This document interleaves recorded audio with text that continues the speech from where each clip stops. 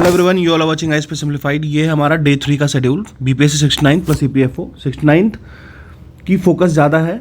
EPFO की जो common segments होंगे उसको भी करेंगे। ईपीएफओ एग्जाम होने से पहले तक हम उसके मेजर पोर्शन को कर लेंगे। जो एक्स्ट्रा पोर्शंस होगा उसके भी सोर्सेज को मैं नोटेट कर दूंगा आपको, उसकी टेंशन नहीं होगी। डे 3 शेड्यूल को हम लोग देखते हैं 17 अप्रैल। कल मैं रात में इसलिए नहीं डाल पाया क्योंकि मैं जर्नी में था। तो 17 अप्रैल की डेली शेड्यूल को आज हम लोग देख लेते हैं फटाक से। चलिए, और एक चीज़ और मैं आपको बता देता हूँ, अगर आप इसमें पार्टिसिपेट कर रहे हो तो आप कमेंट सेक्शन में बताओ कि यस आई एम पार्टिसिपेटिंग। और दूसरी चीज़ ये है कि जैसे आप डे 2 मैंने डाला ना, डे 2 के शेड्यूल को, तो अगर आप उसको फिनिश करते हो ना, इवन दो आप उसको नेक्स्ट डे के हाफ मिड में फिनिश करते हो, आप वहाँ पे जाके लिखो कि यस फिनिश्ड।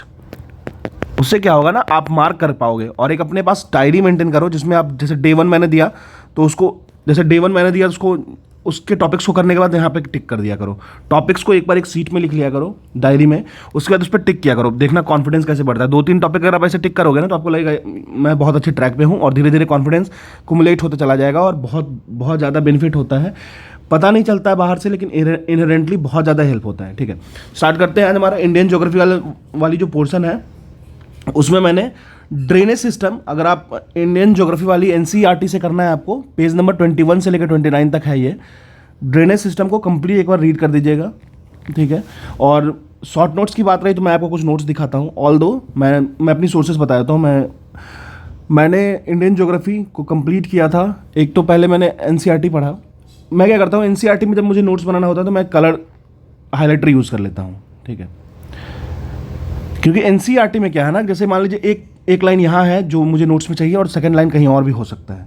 ठीक है, तो हाईलाइट करना बहुत आसान होता है, उसमें हाईलाइटर यूज़ करना। बाकी आप कहीं कोचिंग में पढ़े हो, मैं कोचिंग तो नहीं लिया हूँ, मैं मोस्टली यूज़ किया हूँ टेलीग्राम पे अवेलेबल वीडियोज़ जो हैं उसको यूज़ किया हूँ। ज्योग्राफी के लिए मैं बताता हूँ, मैं सुदर्शन गुर्जार सर को यूज़ किया था। उनसे क्या होता है ना, प्रीलिम्स काफ़ी अच्छा हो गया। प्रीलिम्स में वो मतलब हर चीज़ों को याद करवा देते हैं बैठा करके। ठीक है, लेकिन अभी मेरा एक सोर्स है कि अगर आप लोग स्टार्ट किए हो तो बेसिक मुझे लगता है कुछ ना कुछ जानते हो, कुछ ना कुछ समझ आते हैं, इसलिए मैं एनसीईआरटी पे फोकस करवा रहा हूँ आपको। ठीक है, एग्जाम में काफ़ी हेल्प मिलेगा। चलिए, तो ड्रेनेज सिस्टम को आज कर लीजिएगा अच्छे से। ड्रेनेज सिस्टम की 2 वीडियो मैंने डाली है।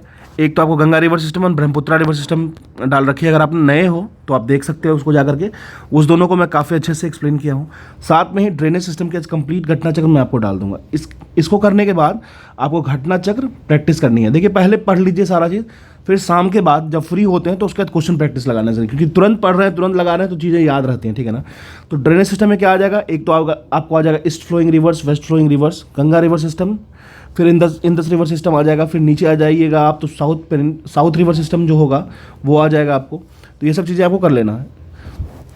ठीक है ना, फिर उसके बाद आगे चलते हैं। फिर हम लोग एंशिएंट इंडियन हिस्ट्री की बात कर लेते हैं आज की। एंशिएंट इंडियन हिस्ट्री में चैप्टर 8 एंड चैप्टर 9 को मैंने रखा है एनसीईआरटी क्लास 11 जो आर.एस. शर्मा जी की है उनकी। ठीक है, दोनों चैप्टर है आपको advent of Aryans and age of Rigveda. उसके बाद फिर है second chapter later Vedic phase, जैसे आयरन की खोज होगी ना 1000 BC में, उसके बाद की बात होगी यहाँ पे। ठीक है, फिर देखिए मेंस की 2 टॉपिक डेली देनी है। तो मेंस की पहले टॉपिक जो मैंने इंट्रोड्यूस किया वो इंटरनेशनल रिलेशन से है आज। इंटरनेशनल रिलेशन में क्या होगा, इंटरनेशनल रिलेशन में मैंने इंडिया श्रीलंका के रिलेशनशिप को बताया है।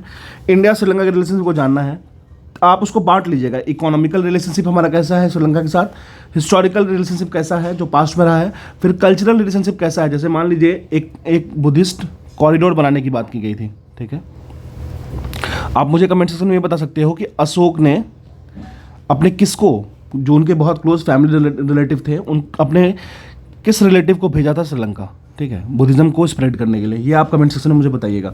तो कल्चरल रिलेशंस में जैसे बुद्धिस्ट कॉरिडोर बनाने की बात हो रही है तो ये सब बातों पे फोकस करना है। ठीक है, शाम तक इसकी नोट्स मैं आपको प्रोवाइड करूँगा, मैं खुद भी बनाऊँगा, इसको बना रखा है ऑलरेडी, तो वो मैं आपको प्रोवाइड कर दूँगा। ठीक है, चलिए फिर हम लोग चलते हैं आगे। जो हमारा डेली चलता है, डेली करंट अफेयर की बात कर लेते हैं। डेली करंट अफेयर में हम लोग एडिटोरियल वाले पार्ट, करंट अफेयर डेली वाला आप कहीं से भी किसी सोर्स से देखते हो देख लेना।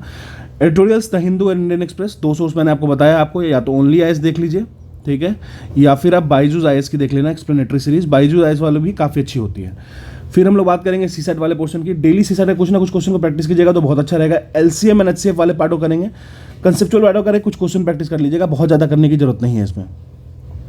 ये मेंस का फर्स्ट पार्ट हो गया, international relation, Indian Sri Lanka relationship में आपको करना है। मेंस के सेकंड पार्ट में मैंने आज आपको दिया है सॉफ्टवेयर एज ए सर्विस। इस टॉपिक पे आपको रिसर्च करना है और लिखना भी है। ठीक है ना, राइट इट डाउन। अब देखिए, मैंने आपको ऑलरेडी बताया A4 शीट में जो मेंस का पोर्शन होगा उसको A4 शीट में डाल के फिर उसको पिन करके रखिएगा। जैसे मान लीजिए IR का जो पोर्शन है उसको IR वाले फाइल में रख लीजिएगा, फिर SNT की जो मैं दूंगा उसको SNT के फाइल में डाल दीजिएगा, ठीक है ना। तो इस तरीके से कुछ मतलब मैं चाहता हूं कि आपके पास कुछ ऐसी चीज़ें हों जिसको आप एक बार आपके पास कुछ कंटेंट मैनर में हो। और हमेशा याद रखिएगा जो भी चीज़ मैं दे रहा हूँ ना वो पूरी रिसर्च वेल वर्स्ड है। सॉफ्टवेयर एज ए सर्विस जो है ना UPSC PYQ 2022 में पूछा है, और ये क्वेश्चन इतना मार्क्ड है ना कि ये कहीं भी पूछा जा सकता है। और ये जरूरी नहीं है कि UPSC क्यों पूछ रहे हैं, BPSC का एग्जाम है।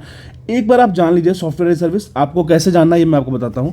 देखिए, आपको गूगल पे जाना है, सॉफ्टवेयर एज ए सर्विस लिखना है, /UPSC लिख देना है, ठीक है। तो बहुत सारे कोचिंग इंस्टीट्यूट वाले ऐसे हैं जो इस पर प्रोवाइड कर रखे होंगे।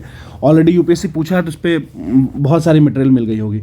उसको लेकर के आप बस कंटेंटेड नोट्स कहने का क्या मतलब हुआ, जैसे मान लीजिए हम लिख रहे हैं 5G, तो उसके बाद फिर एरो दिए, जैसे fastest approach, latency rate high हो गया, ठीक है, जैसे कनेक्टिविटी बढ़ गया, फिर जैसे पाइपलाइनिंग बढ़ गया। ये कुछ मार्क्ड नोट्स होते हैं, मैं आपको दिखाऊंगा 1-2 दिन में, मैं आपको दिखाता हूँ अपने किस तरीके से बनाते हैं, ठीक है। लेकिन तब तक आप खुद से बनाने की कोशिश किया करो। तो ये 2 था हमारा मेंस का। मैंने आपको ऑलरेडी बताया 4 टॉपिक हमारा रहेगा। आज मैंने ज्योग्राफी में सिर्फ 1 टॉपिक इसलिए दिया क्योंकि ज्योग्राफी में आज ड्रेनेज सिस्टम थोड़ा बड़ा हो जाएगा। अगर आपको लगता है नीट तो आप एक काम करना, घटना चक्र की ज्योग्राफी की रिवर सिस्टम कर लेना। 2 मैंने करा रखा है, Ganga river system, Brahmaputra river system, उस दोनों को सुन लेना। और आज रात तक मैं बाकी बचा 2 भी करा दूंगा। तो आप पहले पढ़ लो, फिर शाम तक वेट कर लो, या फिर शाम तक आप खुद से कर लो कंप्लीट। और जो भी चीज़ें हो रही हैं ना, आपको उसकी घटना चक्र की MCQ जरूर से जरूर देखा करो, ठीक है ना। आर्यंस वाला भी डाल रखा है, आप एक बार उसको देख लेना, ठीक है ना। तो चीज़ें अगर आप क्वेश्चंस के थ्रू जा रहे हो तो आपका अच्छा होते चला जाएगा, ठीक है।